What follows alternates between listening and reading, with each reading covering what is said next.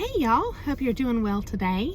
So today I want to bring a message to you about the dual realities, okay, and how we can get entangled in the false reality totally unconsciously and unintentionally, and how we can become aware of this and then transition into a closer alignment with the true reality, right? I am of the belief that we're not going to fully consciously be able to grasp and fully realize the greatest truth of all until we until we move on, right? Like spiritually, until we leave this earth. That's just my belief. And so I know there's a lot of different belief systems, and there's probably several that believe that you can come to that full realization of the true reality while still in this physical form. And on that note, I'm actually reminded of a book I read. I don't think I've mentioned it to you guys. And I'm trying to remember the author's name. If I can't think of it, then I'll drop it in the description. But it's called The Peaceful Warrior. And his name is Dan. The author's name is Dan something. I can't think. But anyway, it was a really great book. It's a fiction story, but it's there's some part of the story, like the whole way through, that just has this essence of like resonating with you, like on this deep level. And so that's kind of in alignment with what we're going to be talking about today, how we can experience what it's like for something to resonate with us on a deep level, and how to use that, how when we detect that and experience that, how to use that as part of our discernment and with how we operate in this reality. So this is going to help us with discerning as we operate in this world, with the awareness that there are liars and manipulative people. This is going to help us keep a good hold on our mindset so that we are not entangled. We don't get snagged. I think of it like, we're just trying to go along this path in our life, and there's all these gears that are like invisible, and they have like these teeth. And it's like we can just be walking along, and if we're not aware and conscious of the hazards along the way, then those teeth can snag us and just like wrap us in, to the movement and get us caught up in. And here's where you get to apply whatever label feels right for you. The Matrix, getting caught up in the Matrix, or I think there's some people call it the beast system, or just a web of lies, the world stage. There's the dramas of life. There's just so many different terms, and I'm sure you could just have a field day with this, thinking of all the different terms that people have used to describe this false reality, essentially, right? That we just take on as the true reality when it's not. And so today we're just going to be doing a deep dive into that. I am going to be reading some more from the book from Emerson. And then we're going to be talking about that too. So essentially it's a discussion. It's hopefully just meant to open your mind, expand your mind, to get the wheels turning, and so that we can make sense of things that we have normalized to be true that really aren't. So the intention is to increase discernment and increase awareness, right? And to get the right gears turning, in our mind. And I do believe that we have been conditioned to normalize chaos and, even duress. It's just, we need to accept it, and that's part of reality. The truth is we don't have to do that.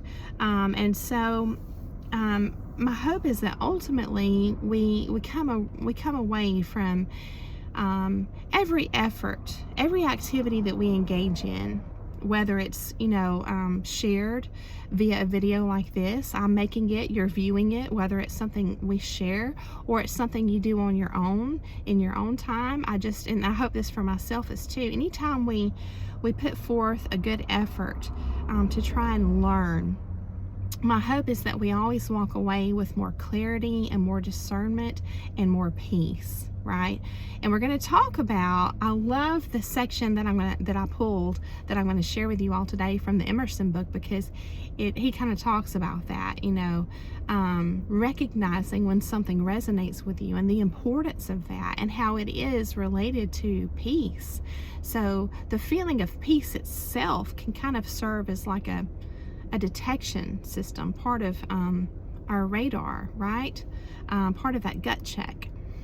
And so it's sad because,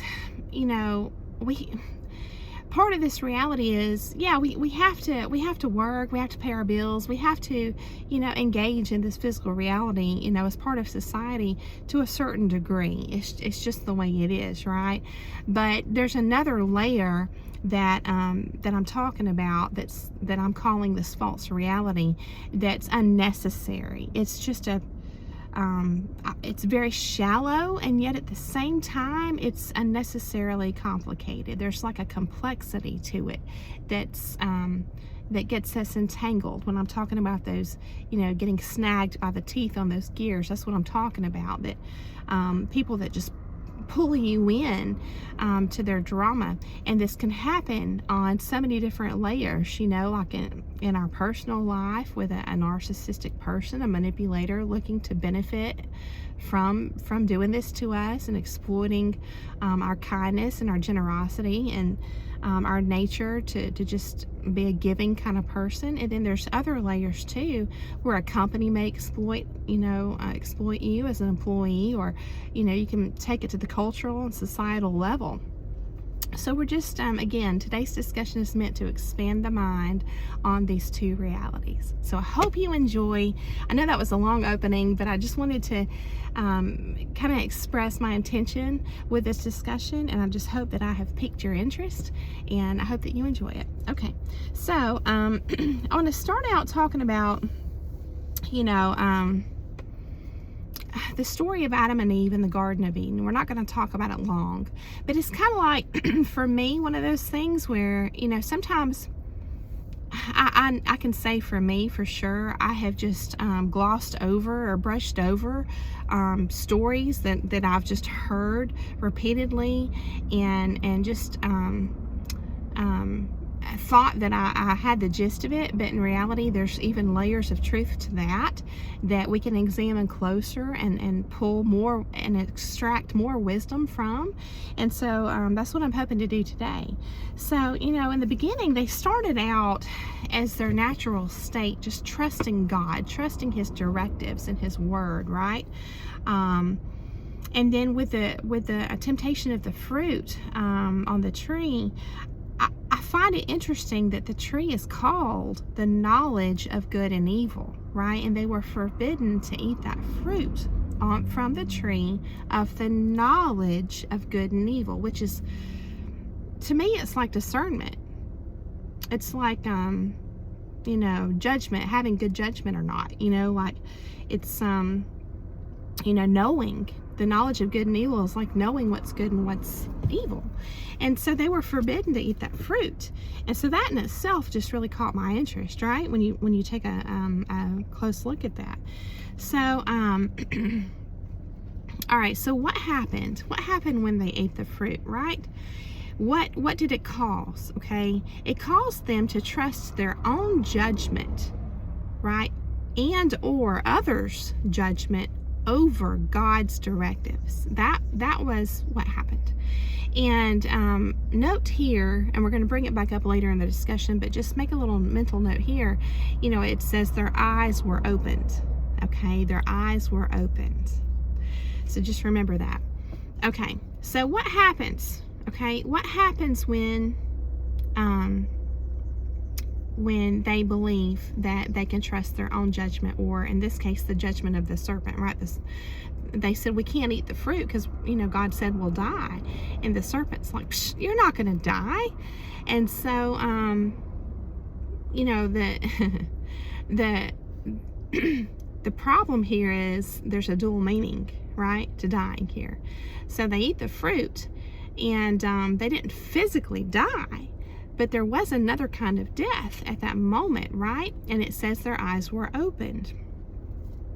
Okay, and remember, the tree is the knowledge of good and evil.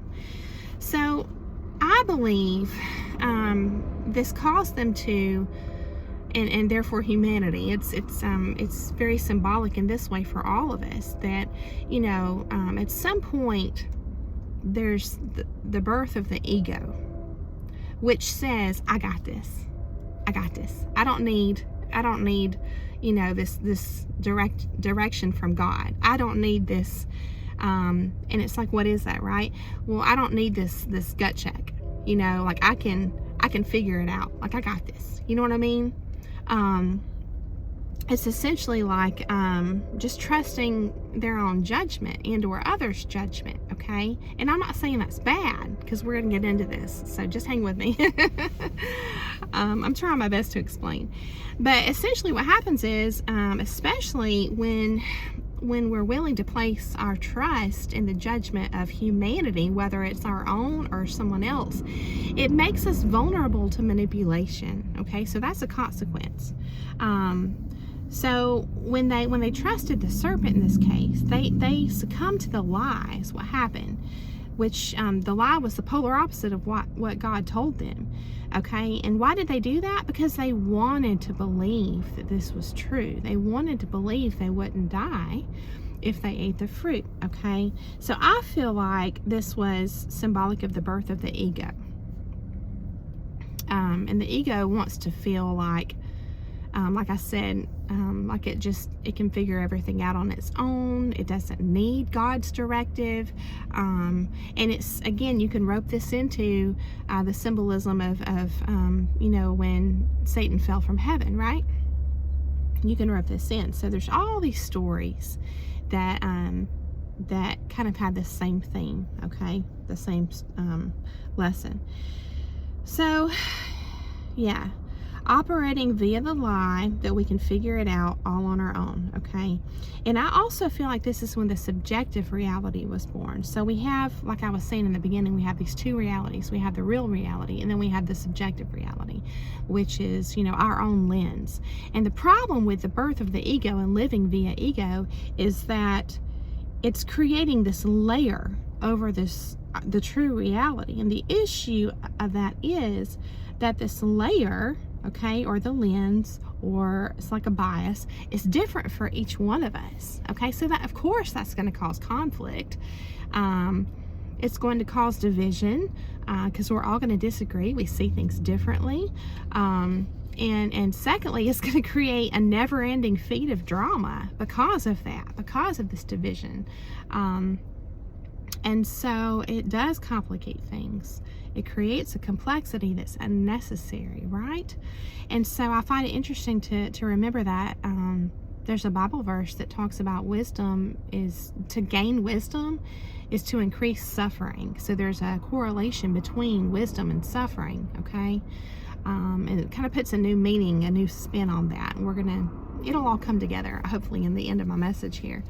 So, you think about, it's kind of like on some level, one of these days I'm going to do a deep dive into archetypes, because, Carl Jung in the books I've bought, he's essentially talking about this collective unconscious, which is looking more and more like the part of us that recognizes the true reality underneath all the layers of subjective reality that we apply from our ego. It's kind of like there's this unconscious piece that we all deep down truly agree on and know and understand to be the true reality. And so there's these archetypes that are trying to come through, break through the surface of this thick fog layer of subjective reality that we're applying, and they're trying so hard to break through to wake us up, right? And so that's where we get symbolism. That's where we get these archetypes. That's what, is being said so far that I'm reading about archetypes, that they're symbolic of this deeper truth, this true reality.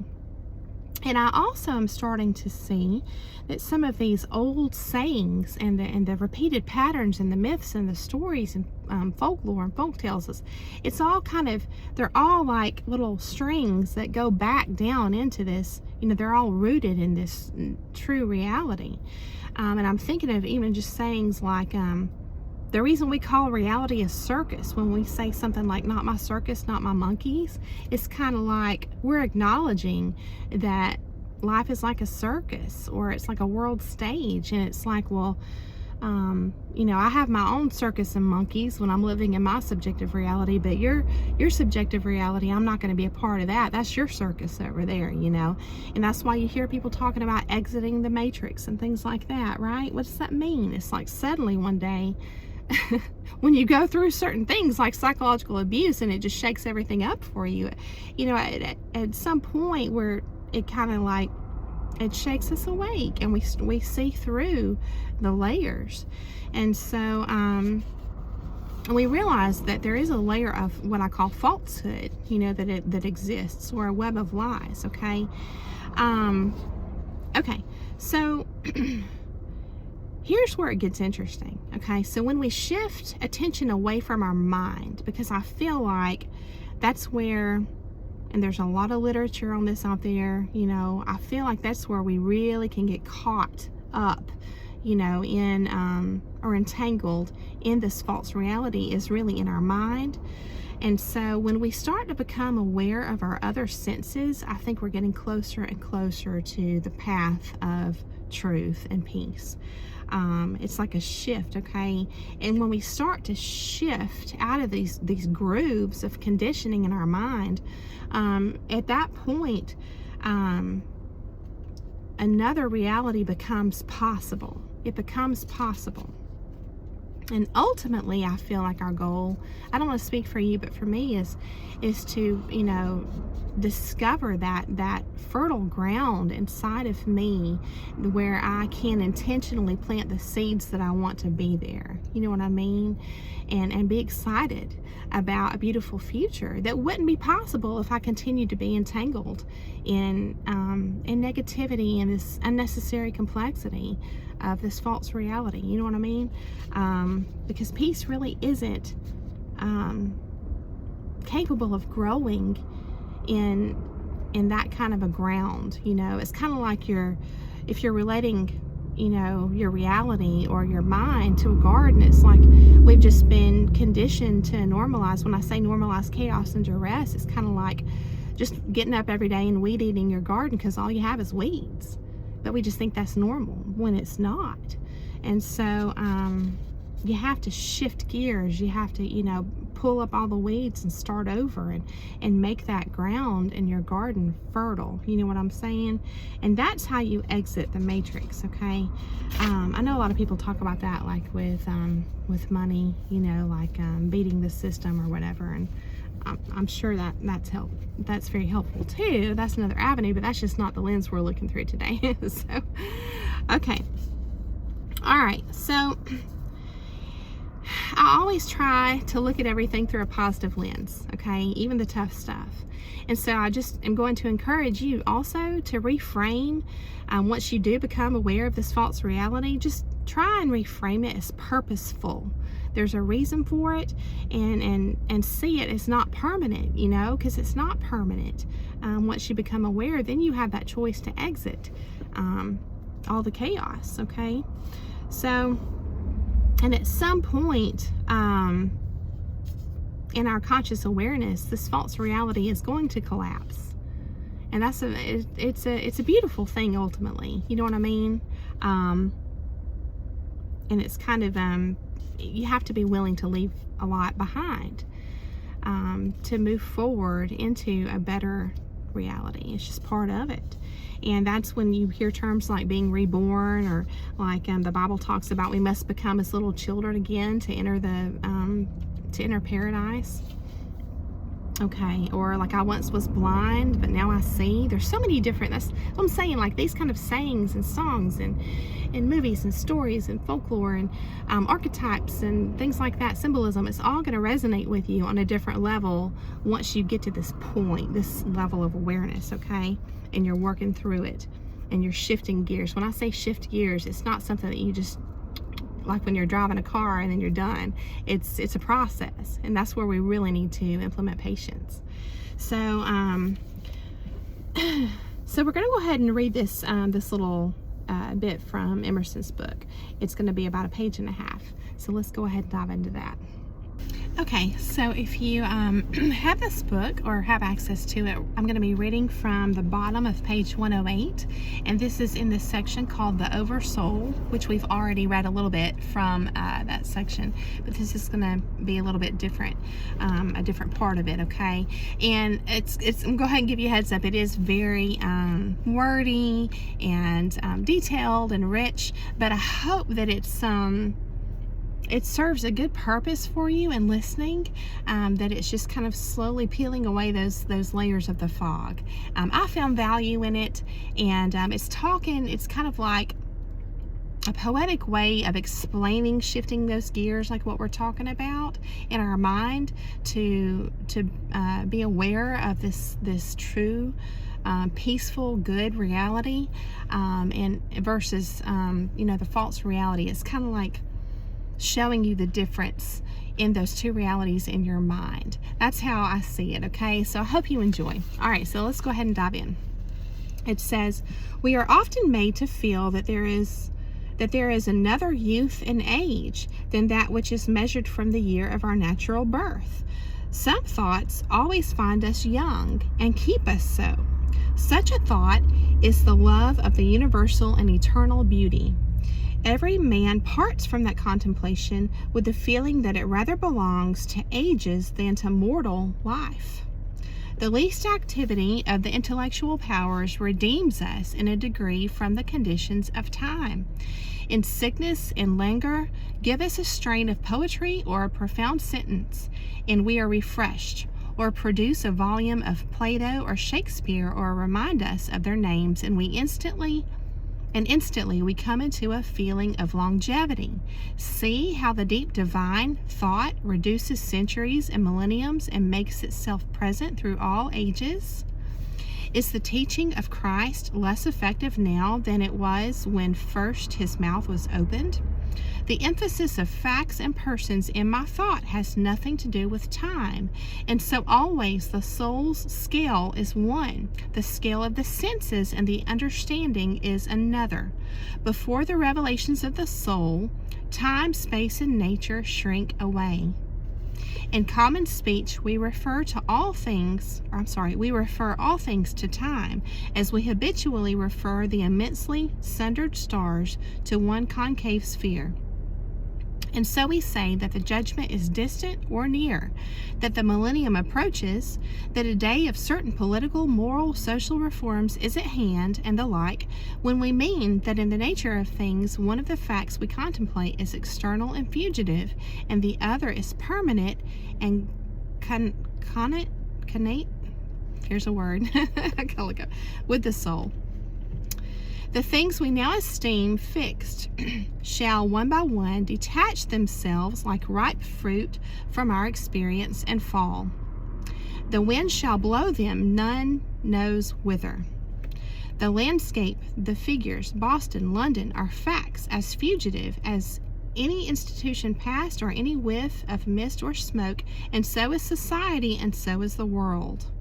The soul looketh steadily forwards, creating a world before her, leaving worlds behind her. She has no dates, no rights, R-I-T-E-S, nor persons. She has no dates, nor rights, nor persons, nor specialties, nor men. The soul knows only the soul. The web of events is the flowing robe in which she is clothed. So I'm going to pause here before I read a little bit more to you and discuss my thoughts on that part.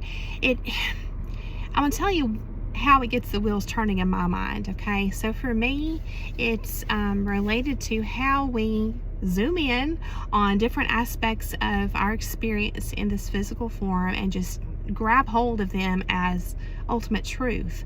And then the next thing we know, it's like he says right here, it says, the things we now esteem fixed shall one by one detach themselves like ripe fruit from our experience and fall. And it's kind of like that's a way to describe the growth process when we're talking about awareness. It's like the things that we're taking as truth, we realize at some point they're really not. That they're subjective, that they're temporary, that they're exploited and just created by manipulative people as part of constructing this false reality to their benefit. And it's like as you're awakening one by one, these bits and pieces that made up your false reality fall away, fall apart. And it's kind of like describing that transition that we go through, the shifting of gears, however you want to put it. And it's kind of like I feel like the truth always surfaces in the end, right? And so I just found that really interesting. And so he's also making reference here, when he's talking about how it just sometimes takes this one little spark, this little hint of the numinous aspect of the true reality that we can encounter, like he's talking about if you with content from Plato or Shakespeare, something like that, anything that can just kind of resonate with us on this deeper level, that hints at or points to the real ultimate truth and the true reality, and that resonates with us on some deep level, and that's important. We're going to talk about that at the very end of this video, right? And how that's part of how to recognize that inside of us as part of our inner guiding light, our discernment. Okay, so now I'm going to go ahead and read just a little another section for you here. Okay, it says, one mode of the divine teaching is the incarnation of the Spirit in forms like my own.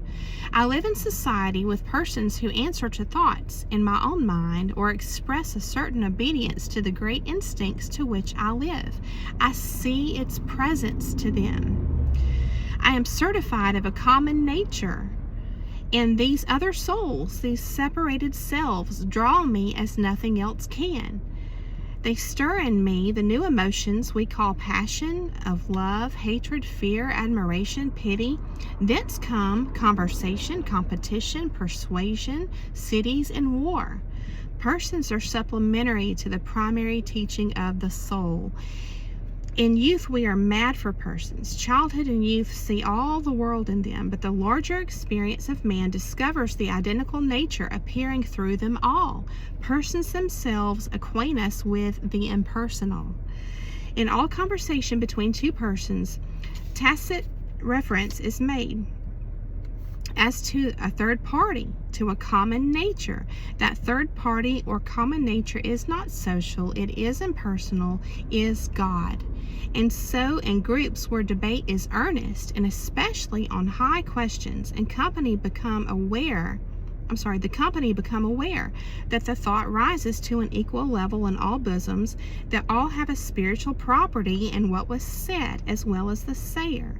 They all become wiser than they were. It arches over them like a temple, this unity of thought which every heart beats with a nobler sense of power and duty, and thinks and acts with unusual solemnity. I'll have to look at how to pronounce that. I'll share with you what's coming to me. There's a verse in the Bible that talks about, I think it's where 2 or 3 or more are gathered, there I am also, meaning God. And that reminds me of that right there, where he's talking about, the gathering of persons, and this numinous experience happens, in that conversation when they're all aligned, And I think when we're talking about things like, seeking out those with, higher vibrations, or good vibes, things like that, I think it's related to that, right? It says, all are conscious of attaining to a higher self-possession. A higher self-possession. It shines for all. Talking again about shining your light, being a beacon there.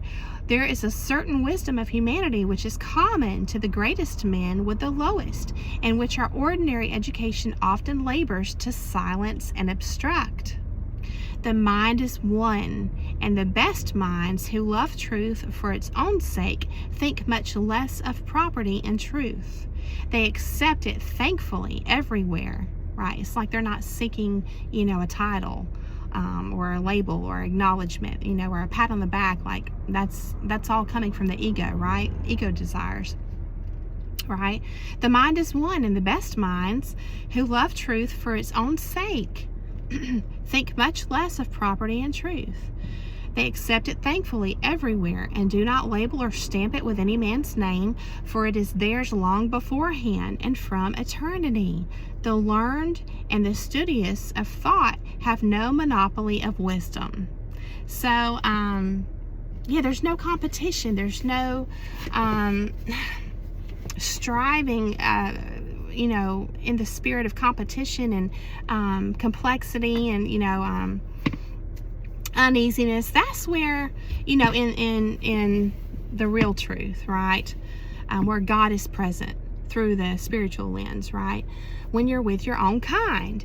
And so that's going to lead us into the closing part of my video today, which is understanding that it's that sense that we have inside of us that if we can learn to operate more through this other sense, this detection inside of us, it's going to help with our discernment greatly. Okay, so how do we begin to see the deeper, timeless reality?